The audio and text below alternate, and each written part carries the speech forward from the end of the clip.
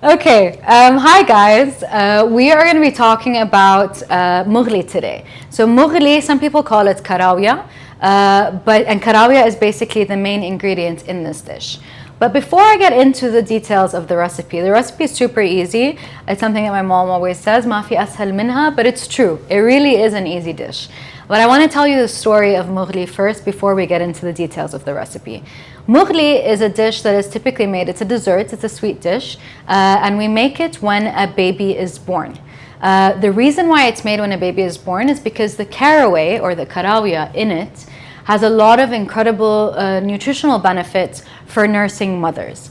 And so when we have a new baby in the family, grandmothers and moms typically make the mughli to serve to people that are coming to basically congratulate the new mom on the new baby and get to see the new baby.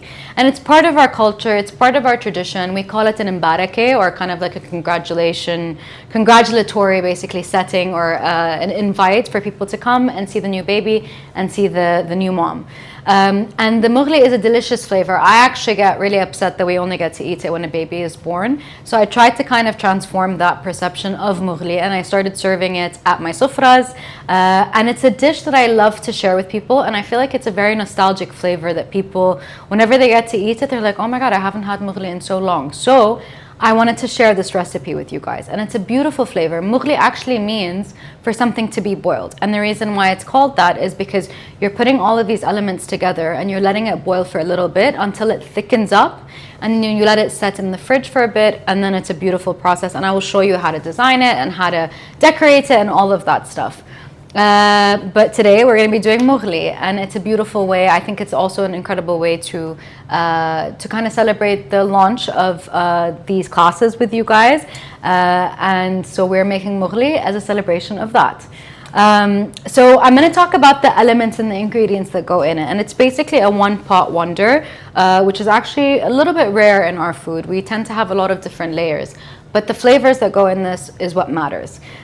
So what we've got here is the spices. And the spices, so we've got the caraway, the most prominent spice in this. I've actually mixed two spices with this. So we've got the caraway at the bottom, and caraway is the powder or the ingredient that I was telling you about that has the nutritional benefits for nursing mothers.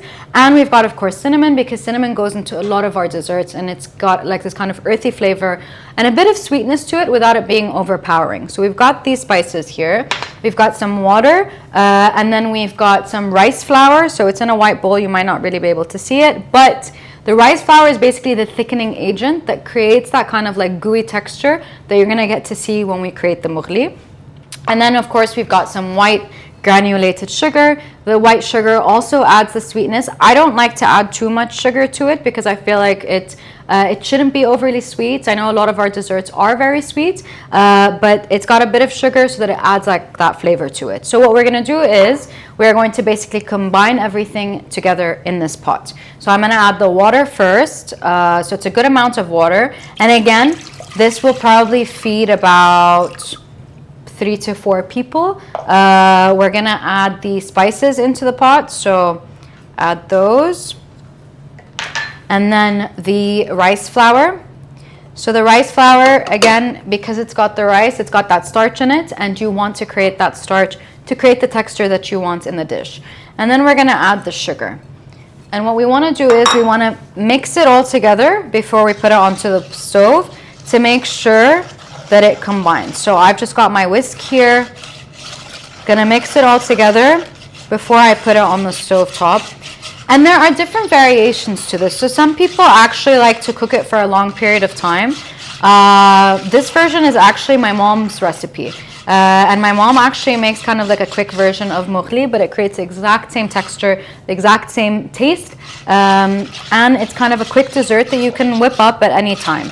So I think we've got all of the elements mixed together. You can see it's got like a bit of a light brown color to it. But as it cooks, it's going to actually start to darken. And when you let it set, it will actually darken. So right now it's liquid. We're going to take it to the stove and let's start cooking it. So the mughli has been cooking for about 15 minutes. Some people like to keep it for a long period of time, but this is my mom's version of mughli, and it's a much easier process to it, but it creates the exact same texture. So if you can see, it's kind of got this like gooey, like flubbery texture to it, and that is what we're looking for, because it's gonna continue to set in the fridge. So I'm gonna use, of course, my Palestinian plate. I'm gonna put some in here because you want it to set. When mughli sets, it kind of creates like a bit of like a film on top. So you want it to set in its natural shape and not to play with it. So kind of in the same way that you would set a pudding, it's the same way. And it's kind of, you can see like the texture of it going into the bowl. It was like super liquidy at first, and now it's kind of got this like gooey texture to it, and it will continue to solidify in the fridge. So I'm just putting a generous portion in this bowl, and I'm gonna flatten it out for you guys. Ooh. Okay, so I just want to tidy up the texture of it and the look of it on the top, so that when it sets in a nice way. And then we're going to be putting our toppings once it's set. So you're going to be putting it into the fridge. I'll get a bit of tissue, wipe this corner a little bit. There we go. And it is set and it is ready to go. So this is going to go into the fridge. Ideally, I like to keep it overnight. Overnight, it will set and nothing will happen to it. When you put it into the fridge, just make sure you cover it with like cling or something like that, just to make sure that the film on top doesn't kind of harden up. If you leave mughli out for a long period of time, you can actually see that it starts to crack. So you need to just protect it from the top, make sure that it's good, and then you can put it into the fridge, leave it overnight, and next day it is ready to go. And I will be showing you how it's going to look, its final product, and how we can decorate and design it on top. You can eat mughli hot. You can, some people like to eat it hot as is. Some people like to eat it at room temperature. I prefer it cold because I feel like when it gets cold, all of the flavors come out. You can taste all of the elements, the caraway, the rice flour, the sugar, but it's got this kind of like really soothing texture to it. So put it in the fridge and we'll get back to it once it's ready. So I took the mughli out of the fridge, and as you can see, like it's fully set. You can like jiggle it a little bit. It's got a bit of a jiggle to it. You've got a couple of cracks at the top, but that's completely fine because it's going to be covered with the decoration. So we like to decorate. It's part of our identity, it's part of our culture, and we love to kind of like add color. Obviously it has like a very neutral color, so we want to balance it out. So what we like to add on top of the mughli is some shredded coconut, and the coconut kind of creates this like texture of like snow on top of the mughli, which is just nice when you're presenting it to people. It gives you the chance to like just present something that's like super pretty. So you can just cover up the top of this with a bit of the coconut. I'm going to spill some on the sides, but that is fine because you just want to be able to cover as much of the surface as possible, because you also want to have that flavor in all of it, you know, so you don't want to have like any bites which doesn't have any coconut on it. So that is good. I'm going to add a little bit more in the center, and then you can basically play with whatever topping. Some people like to put raisins, some people like to put pine nuts, some people like to put almonds, walnuts, whatever you want. What I like to do is, and what my family does is, that we like to put some pistachio. And the green of the pistachio really also adds that kind of beautiful color to the plate, especially when you're plating it in the Palestinian plate. You got the blue on the sides, you've got the white, you've got the green as well.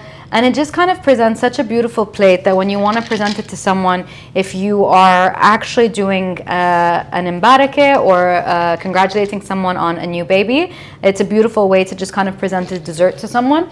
Or if you're just making mughli for yourself just because you want to and just because you love it, that's also okay, and I fully support that and fully recommend that. And then you have a beautiful plate to present. Even if you're doing a dinner party, it's a nice pudding and it's a nice story to tell people and to share. And it's important to keep telling these stories. So this is mughli. This is one of my favorite desserts, and I hope that you guys enjoy it as much as I do. It is a beautiful flavor, and it should be kind of normalized to make it when a baby is not born, and to just enjoy it on an everyday basis. So I hope that you guys love mughli as much as I do, and I hope it turns out as well as it did here.